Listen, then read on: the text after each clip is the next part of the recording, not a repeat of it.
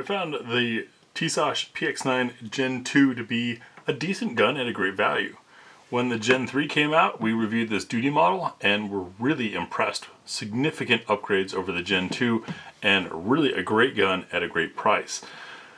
So the prices come down even more. So now we have the tactical model, the 5-incher of the Px9 Gen 3 tabletop review and field strip coming up next on GBGuns. Tisas as a company is coming up on 30 years old, and for at least, I don't know, almost 10 years at that, I've been a fan of their guns. Typically very well made and very affordable. Coming in this case, a nice, actually lockable hard case. It's got good thick eyelets there. And you usually get a complete kit. First we'll take a look at what all comes in the kit, then we'll take a look at the manual, and then we'll get into the gun and some of the differences between it and the duty model, as well as our regular tabletop. If you're new to GBGuns tabletops, there are chapters for all of this stuff. You don't have to sit through all of it. Check the red bar that runs underneath the video down here, or in the video description for the chapter markers, and skip to the part that you want to see. Up in the top of the case, behind the foam, was the manual, as well as a steel plate for when you mount optics and screws, as well as 2 additional fiber optic rods, one red and one green, should you need to change them or want to change them. Fiber optic sights are awesome, but they do fail eventually. It's just a natural thing. You stick in the rod, cut off the part to fit, and then usually a lighter or something to melt them into place. It's really simple. We also have our magwell. It's polymer, but fits pretty well. We put it on both of our other PX9s, and what I found is it works really well in helping control recoil, because when the gun tries to rock, my finger, at least for my hand size, has something to rest against. That, and as you can see down here, it actually is a truly functional magwell. It lines up really well, making reloads super easy. Of course, with 18-round magazines, your reloads aren't going to happen as often, but it's a nice tool to have there. We've got a brush and cleaning rod. In the lower compartment of the second half of all this, let me make sure that camera's actually focusing there. Sorry about that if things are blurry. We have a decent chamber flag. Nice when you go to ranges that require it. You get a second magazine. I can get this out of here. There we go. With a +2 on it, so that makes this a 20-rounder and the 18-round magazine in the gun, as well as a loader that I think we'll be taking with us. I never used these things before until I started noticing that some of the guns that come with it needed. Whether or not this will, we'll find out at the range. And then in these 2 packets, you have your back straps and your side panels. This is very much like the VP9 was the first time that I ever saw it, where these panels here are interchangeable in addition to the back strap. And between the 3 different sizes of side on 2 sides, plus 3 different back straps, you can really change the way the gun fits your hand. And I recommend anyone who has a gun with these capabilities, try it out. Pick 2 when you're just messing around at the house, bring them to the range, and try shooting those 2, because sometimes stuff that doesn't feel quite so perfect in your hand dry makes a big difference on the range. Unfortunately, YouTube thinks that's gunsmithing, even though it's here in the user manual, as I will show when we get to the manual part. So I can't show you swapping those out or how it's done. It's pretty easy. You dropping out a pin here and then everything slides out. Tia and I will go through these and figure out what feels good for us, and we'll let you know in the range video which ones we decided to go to. It's kind of interesting because her hands are significantly smaller than mine, and yet sometimes we both agree on a particular backstrap or grip feel build. We've got the gun, of course, and this is the holster that's included. It is a trigger guard cover only with a nice beefy metal clip on it. And it's, well, out of the box, got a little more tension, there we go, than I would set it to. I think I'd relax it a little bit. This is a big gun, a 5-inch barrel, 18-round gun to have hanging on you with a single clip. But it's something, and it's included for the low cost of the gun, so we can't really complain there. Next, we'll take a look at the manual and get a feel for how well Tisas and SDS imports want you to understand this gun. The manual is pretty decent and it applies to all of the Px9 Gen 3 models. So everything there is pretty much the same. I did not see anything in here about using plus P ammunition or not. Now keep in mind with a 5-inch barrel, plus P ammunition is quite unnecessary. Most 9mm ammunition was calibrated, at least the SAMI spec stuff, for a 4-inch barrel. So when you go to a 5, you're getting extra velocity already. The real reason for plus B is to try to make up for lost velocity out of short barrels. We got renderings in here that are clear in some spots, not so much in others. However, what I'm really impressed with is the detail of instruction and information in here. This is a manual that I think would be very handy for a new gun owner or someone who's new to firearms, as it explains things quite thoroughly. So good job, Tisas, on how that is done. If you're looking for specs, you can either check the GBGunsDepot.com article, or you can check this and then head over to Google to convert all that into standard, because it's mostly in metric. Alright, enough with that stuff. Let's take a look at the pistol. Man, has the Px9 gone through some evolutions. As far as, I mean, these things are still remarkably affordable. How affordable? I can't quote prices here on YouTube, otherwise we get blocked. They think we're trying to sell things. So you're just going to have to head over onto our GBGunsDepot.com article to see that. But don't worry, we'll also have links of where it's in stock, even, well, at least at the time that we write it. Looking at the Gen 2 Px9, seemed and felt a little bit like a refined version of a popular Croatian gun. When they moved on to the Gen 3s, it really started to take its own shape. And what's interesting is that's really all that has largely changed, but that shape is what really changes the way things feel in the hand. Start things off on a normal tabletop, checking for clear. You can see there, the Px9 Gen 3 also has a loaded chamber indicator in that the extractor pops out a little bit. We'll see how far it does using a dummy round. And I don't know. So according to the manual, this should be popping out and maybe even painted red there. Let's make sure, yep, the round is loaded. Could be that this brass round, or this aluminum round, isn't enough, but I would not count on that as a loaded chamber indicator. We'll always just check inside. Now with the slide lock back, we'll check for magazine release or ejection. And we can see we have a little bit of kick there, enough to help get it out. And you might notice that the shapes here indicate that the magazine release is reversible. 18 round magazines, witness windows along the right side, which makes sense if you're carrying this in a belt, bullets forward on your left hip. That's an easy way to index. Also, as you bring the mag up, it gives you a chance to check. I prefer them on the back here, but if it's got to be a side, right side is better than left side in my book. That we can drop the slide and take a look at the rest of the gun. Now this is obviously the threaded barrel version. They have duty and tactical, this being tactical, and they have them threaded non, and this is threaded tactical. So starting up front, we can see that we have our thread protector on there and a bit of a crown on the barrel. Hopefully the light catches that for you guys. 1/2 by 28 right hand thread, and there's a little bit of gritty in there. We do have a little washer on there, O-ring, to give you something to tighten up against. I would suspect that folks buying pistols in this price range are not suppressor owners, but that threaded barrel does give you a chance to put a compensator or other muzzle device on there if you want. It also gives you a little bit of extra barrel, which is why I like them, because the more barrel, the more velocity, the harder the round hits. You can see we have a little bit of extension past the frame since this slide is longer.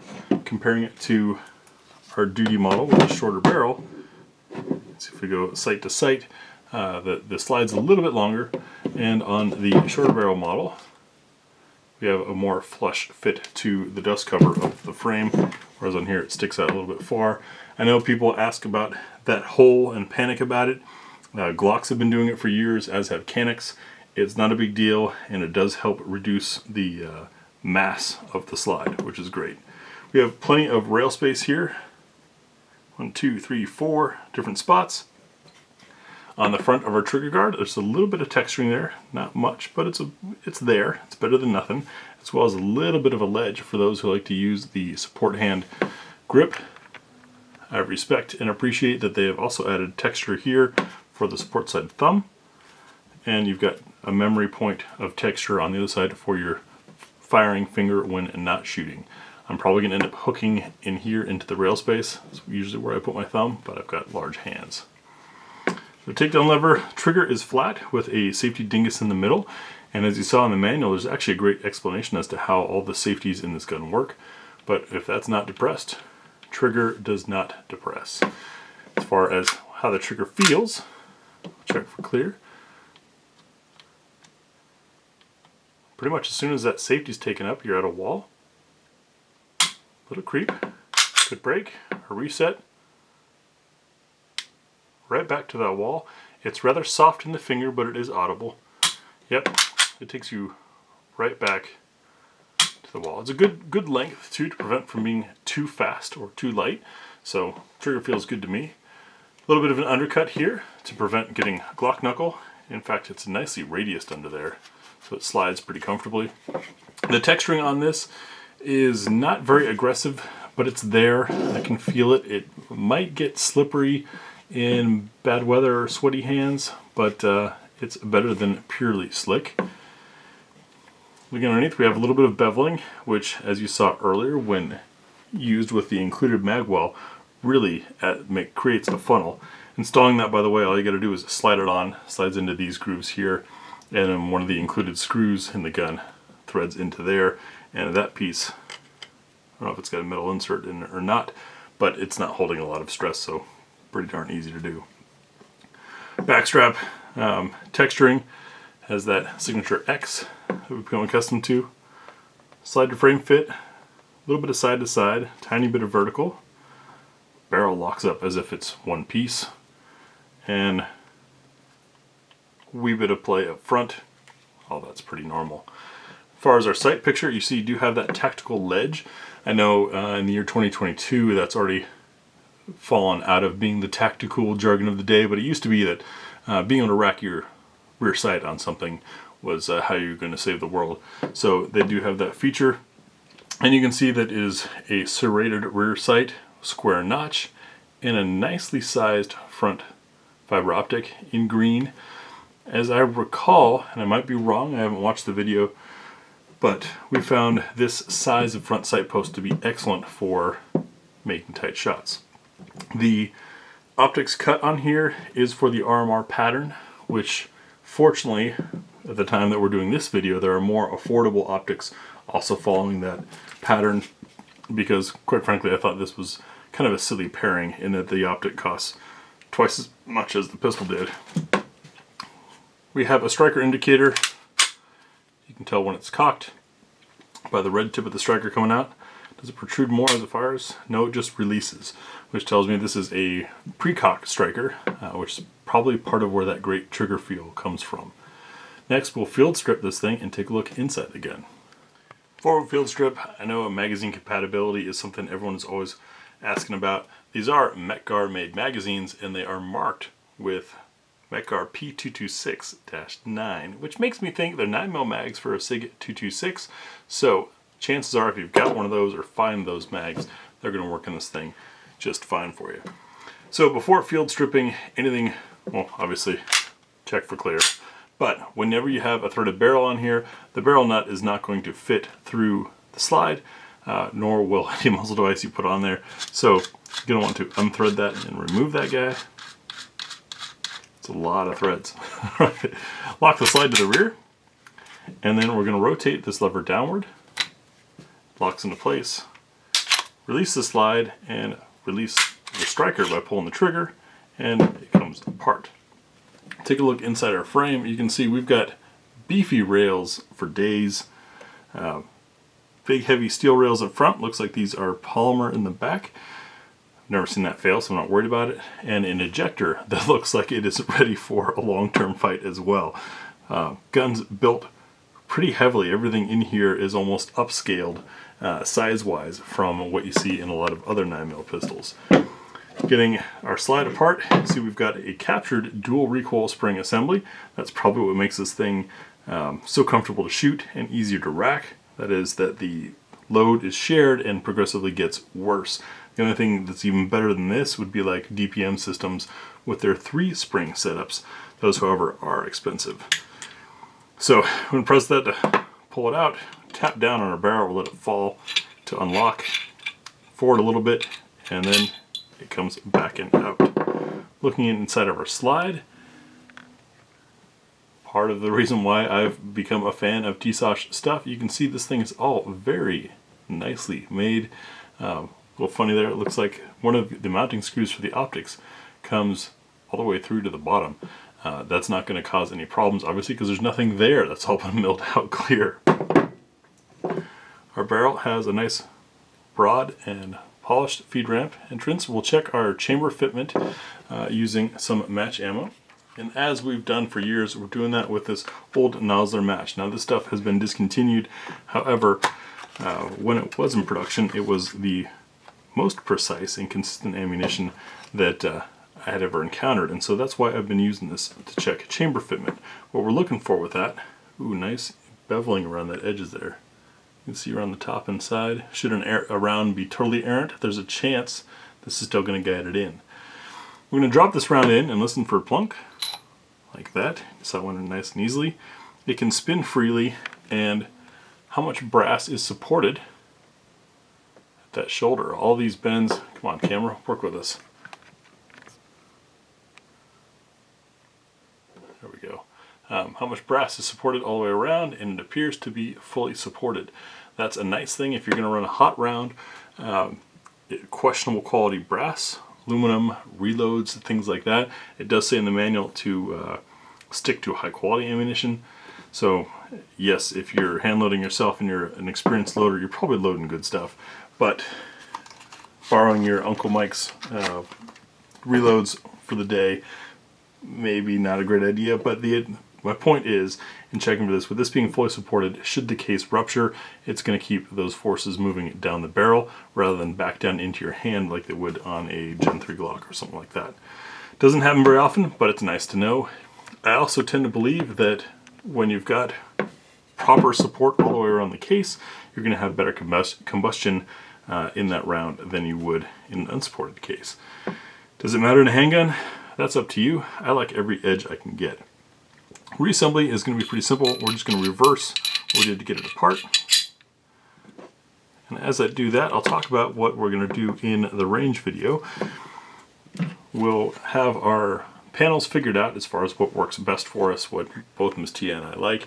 And you will see our cold shots, which are our absolute first rounds through the gun, and any commentary that comes to mind while we do that. Rotate that back up, drop this forward, quick check. Full magazine +1 test to see how these magazines run with 19 rounds in the gun. We'll do our trademark What's for Dinner test to see what it eats, running 10 different loads through it of various case materials, projectile weights, shapes, and types. We'll take this to our spinner for sights and trigger control, which I think is going to go great with a long sight radius, a fiber optic front sight, and a pretty nice trigger.